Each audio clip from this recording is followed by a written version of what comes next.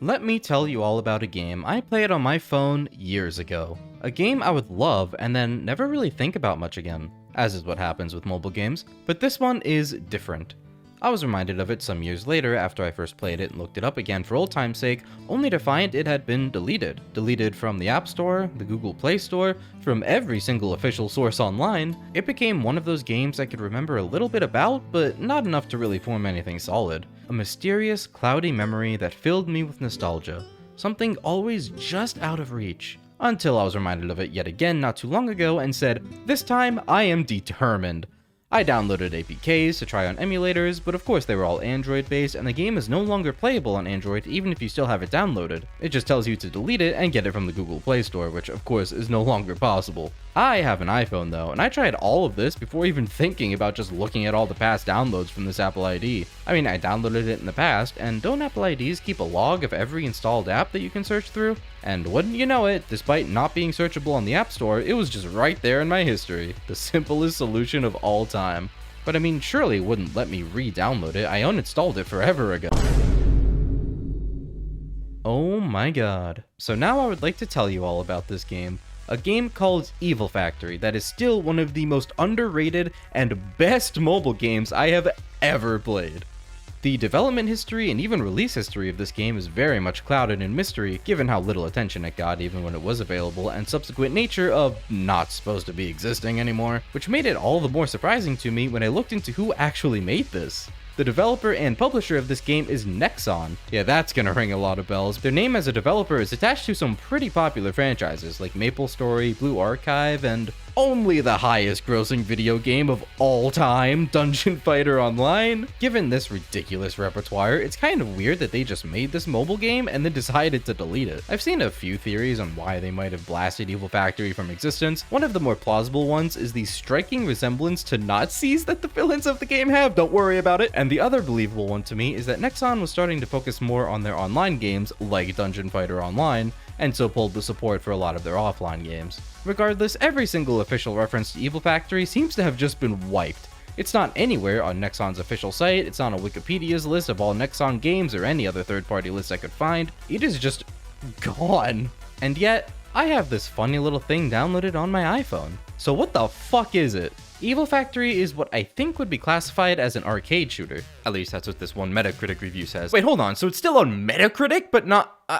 I don't even know anymore, man. It has you up against a series of bosses, and the whole thing follows a comprehensive storyline. That's right, this is a boss rush game, so you already know it's basically meant for me.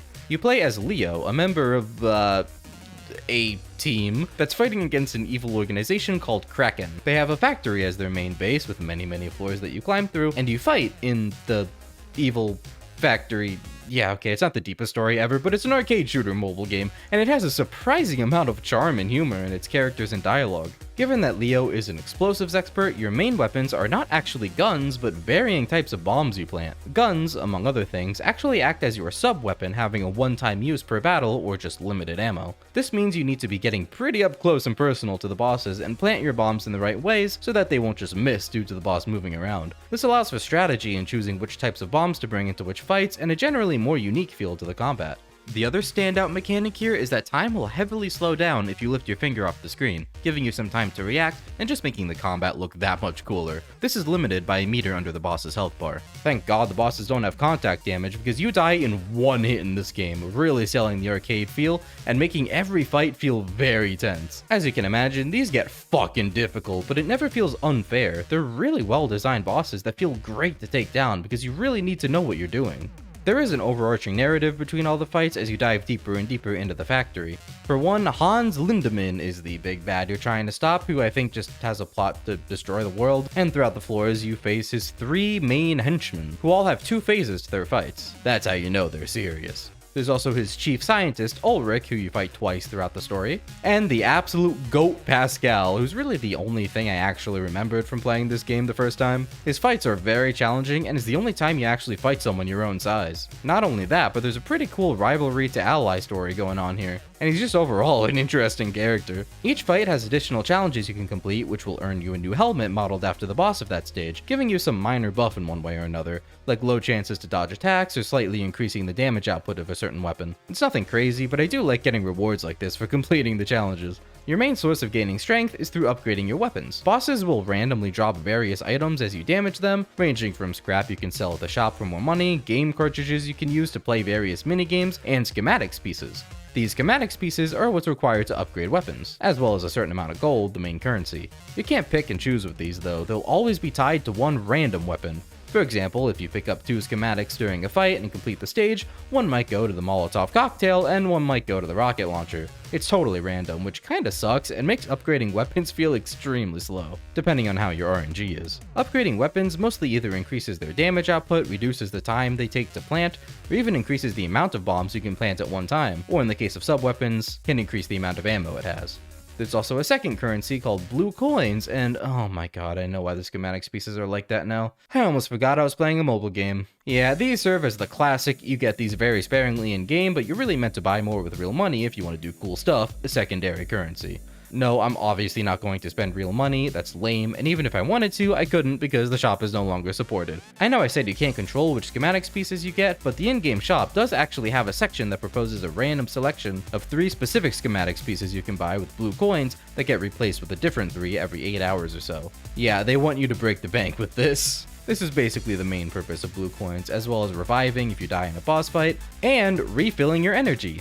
Yes, this really is a mobile game. It has an energy system where going into a stage consumes energy and you have to manually wait for it to refill. You do gain experience for clearing stages though, and leveling up refills all your energy automatically, and some levels actually increase your maximum energy. So it does get better, but it's still an energy system.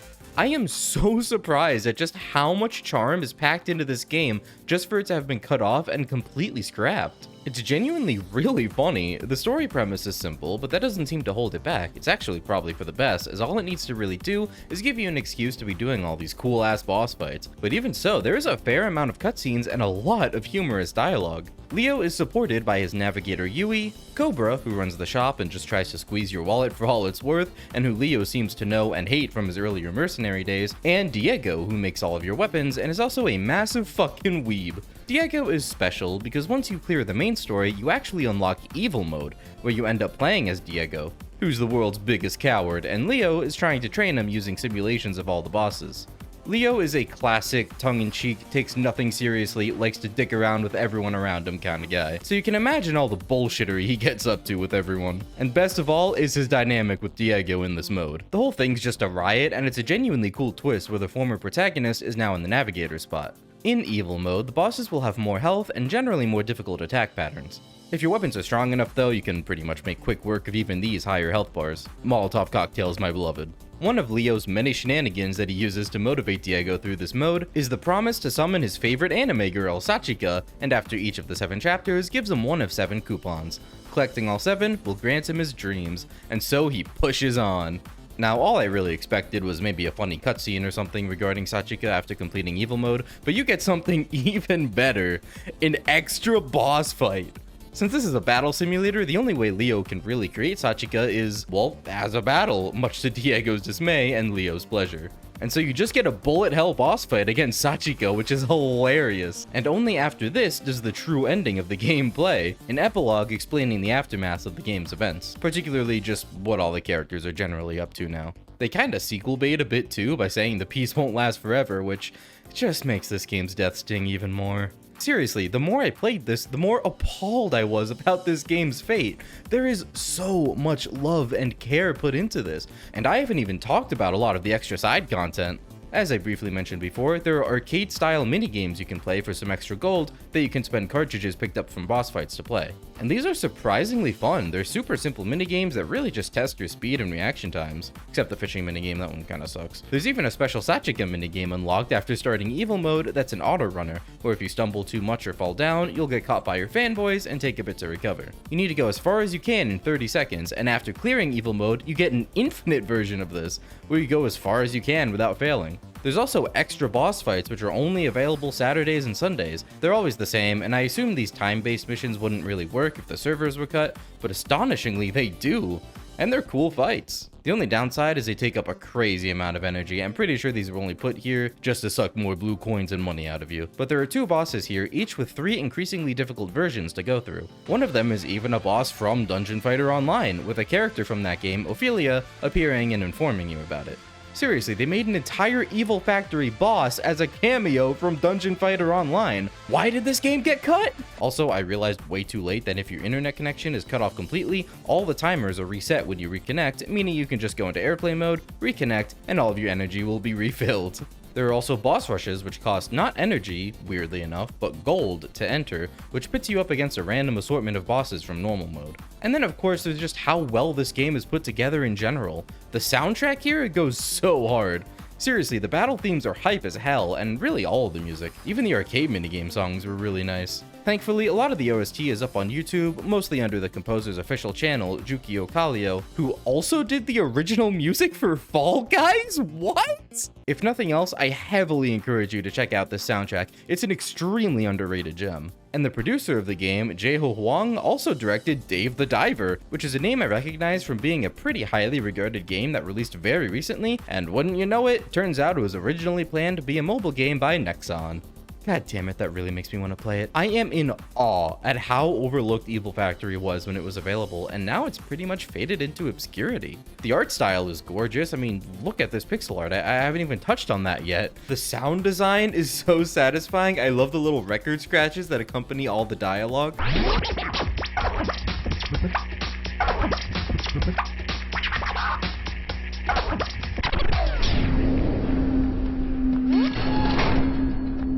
I really don't know how to end this video. I just wanted to share this and...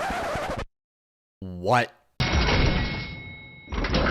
In an astonishing turn of events, I stumbled across the Evil Factory unofficial subreddit, which is surprisingly active. I mean, I didn't even know this thing existed, and it's not that active, but at least more so than I would have expected a dead and obscure piece of media subreddit to be. But more specifically, I stumbled upon a certain post from it. Someone claiming to be Jae-ho Hwang himself.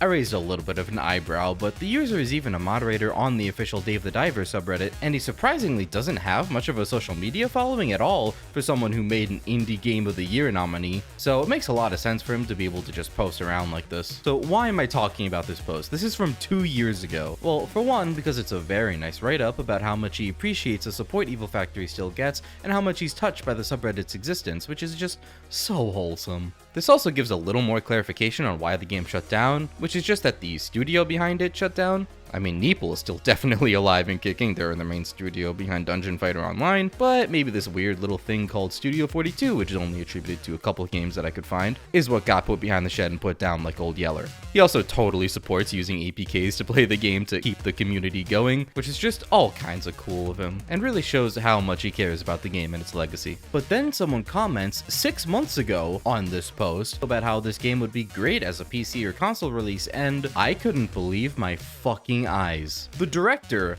of Evil Factory only 6 months ago said he wants to work on bringing it back as a non-mobile game. The world is healing. And not only that, but since the release of Dave the Diver, Evil Factory has already been back with us. Fans of Dave the Diver may already have had a shocking revelation of their own throughout this video, because yes, you are correct. Cobra from Evil Factory is in Dave the Diver. So then of course I had to play Dave the Diver, right?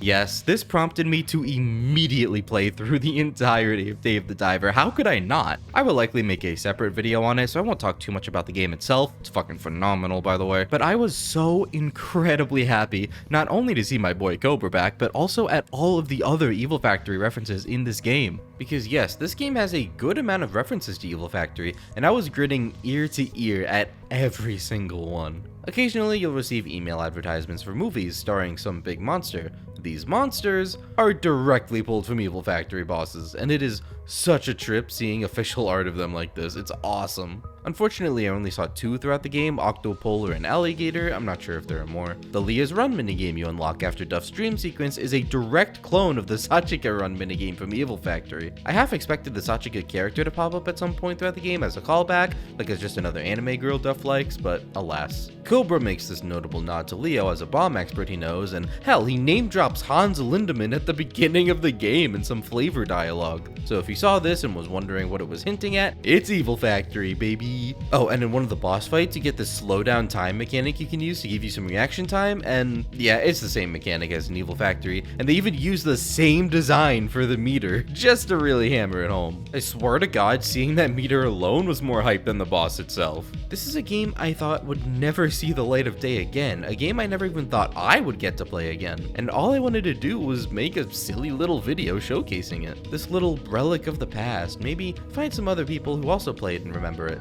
But I got so much more that I bargained for. Chaiho Huang clearly still cares a lot about Evil Factory, and that warms my heart to no end. I could have never predicted that this game from all those years ago, this funny little mobile game I held so dear that was just a faded, fragmented memory, would actually come back in this way, that it would have this kind of history and was getting this kind of attention. Seeing something like Evil Factory popping up in a pretty high-profile game like Dave the Diver is just unreal. I joined the official Dave the Diver Discord server, and sure enough, in there as well, Mr. Huang has talked about bringing it back for PCs and consoles. So keep your eyes peeled, because Evil Factory could very well be coming back, a sentence I thought I would never utter in all my days. If and when this gets re-released, you better believe I will never shut up about it.